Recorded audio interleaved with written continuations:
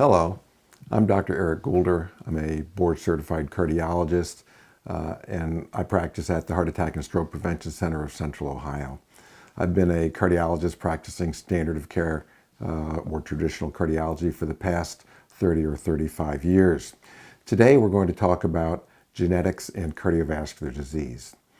And why genetics is important with cardiovascular disease is we can use genetics to find your individual risk for developing arterial disease, number one. And number two, we can also use genetics to help design a more personalized precision approach to your care. Two of the tests that we use are, one's called the 9p21 and the other is called KIF6. And these are tests that tell us if you've got an increased risk of developing arterial disease beyond that of just the standard risk factors like high blood pressure or high cholesterol. We can also use these tests to help design that more precision approach. For example, depending upon your KIF6 result, we can pick the exact right statin for you if you need to be on a statin drug for your cholesterol.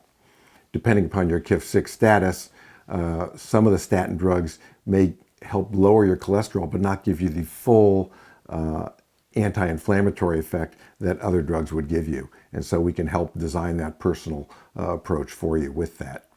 The ApoE is another genetic test that we use, and this test looks at how you metabolize fats. There are three versions of the ApoE gene. The ApoE4 is one that gives us particular trouble. In the American Heart Association approach to treating cardiovascular disease, they recommend for everyone a Mediterranean type, moderate fat reduction diet with or without alcohol, depending upon your preference.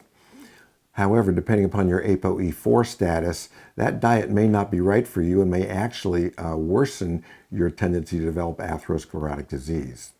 So you can see that based on genetics, that one-size-fits-all approach to treating cardiovascular disease is no longer good enough. We need to go beyond that standard of care approach of treating everybody like they had the same problems, of treating everyone like they were the mean of that bell-shaped curve in life, when in actuality there's a lot of us who are out on the trailing edges of the bell-shaped curve. And that's where genetic testing helps us out, because it defines your personal precision issues so that we can design the proper treatment plan for you.